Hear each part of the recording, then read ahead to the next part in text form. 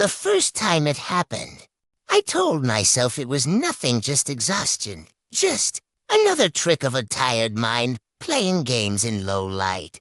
It was past midnight, the kind of quiet where every small sound feels louder than it should. I leaned over the sink, splashed cold water on my face, and looked up into the mirror. For a brief, unsettling second, something didn't line up. My chest rose with a breath. But the reflection lagged behind, barely noticeable, like a skip frame in a video. Then it corrected itself. Perfectly. Smoothly. Too smoothly. I stood there longer than I should have, staring into my own eyes, trying to convince myself I hadn't just seen that. The next night, I couldn't stop thinking about it. That single moment replayed in my head again and again, each time feeling more real. I went back to the mirror deliberately this time, telling myself I was just being paranoid. I raised my hand slowly, watching closely.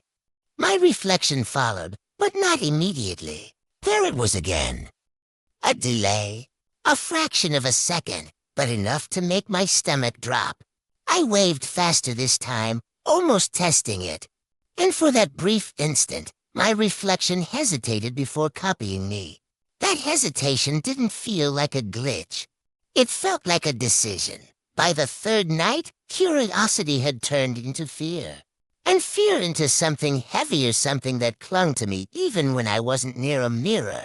I stood in front of it again, unable to resist, staring directly at myself. The silence felt thick, unnatural. "Move," I whispered under my breath, though I wasn't sure who I was talking to. I lifted my hand slowly, deliberately. But my reflection didn't follow. It just stood there still, staring back at me with an expression that wasn't quite mine. For the first time, I felt like I wasn't looking at myself anymore. I was being observed. I stumbled back, my heart racing so fast it hurt. Then slowly my reflection raised its hand. Not in sync. Not naturally. Its fingers bent in strange, unnatural ways. Like it was learning how to move them for the first time. It lowered its arm again and tilted its head slightly, studying me with a kind of curiosity that made my skin crawl. In that moment, I realized something terrifying. Whatever was in that mirror didn't need me to move anymore. After that, I tried to avoid it. I covered the mirror with a cloth, making sure not even a corner was exposed. I avoided looking at windows at night, turned off screens when they went black, and even angled my phone away so I wouldn't accidentally see my reflection. But it didn't stop. I began catching glimpses of it everywhere, in the faint reflection on a spoon, in the dark glass of a turned-off TV, in the corner of my eye when I passed by something reflective. And every time, it felt just slightly wrong. One evening, I picked up my phone and saw my reflection in the black screen before it lit up. I wasn't smiling, I was exhausted, tense, barely holding myself together. But the reflection, it smiled. Slowly. And naturally. The corners of its mouth stretched wider than they should have, as if it didn't fully understand what a smile was supposed to look like. I dropped the phone immediately, my hands shaking. And when I forced myself to look again, it was gone. Just my normal reflection. Just me. Or at least, something pretending to be. Sleep became impossible after that. Every time I closed my eyes, I imagined it moving freely behind the glass, walking in a world that mirrored mine but wasn't the same. I imagined it practicing my expressions, my movements, waiting for the right moment to replace me. I started taping over every reflective surface I could find, covering them completely, but it didn't bring any comfort. If anything, it made things worse. Because now, I had no way of knowing where it was or what it was doing. Then came the night that changed everything.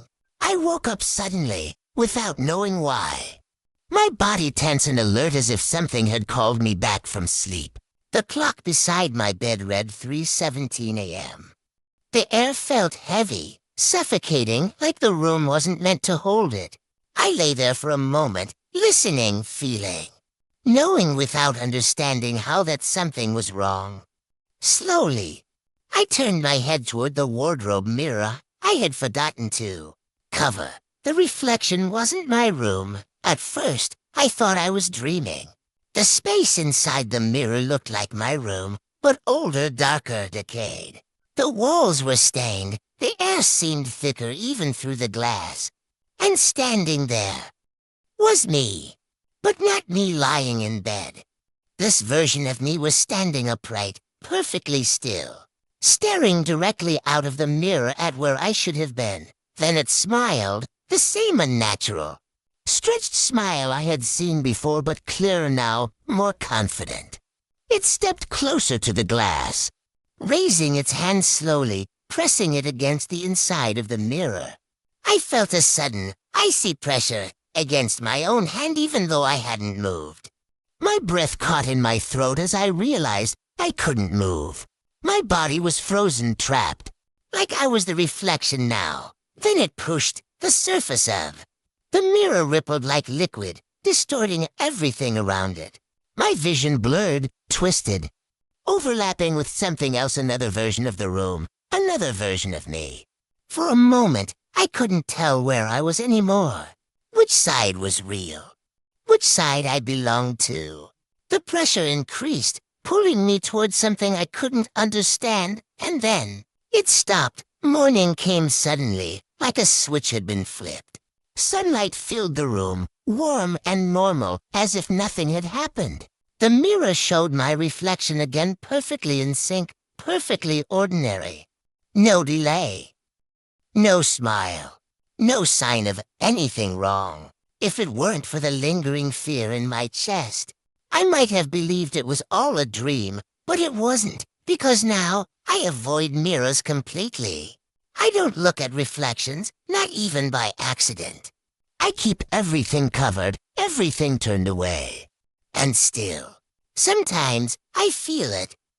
Watching, waiting, learning, and deep down, I know the truth I don't want to face. One day, I will look again, and when I do, it won't be me staring back.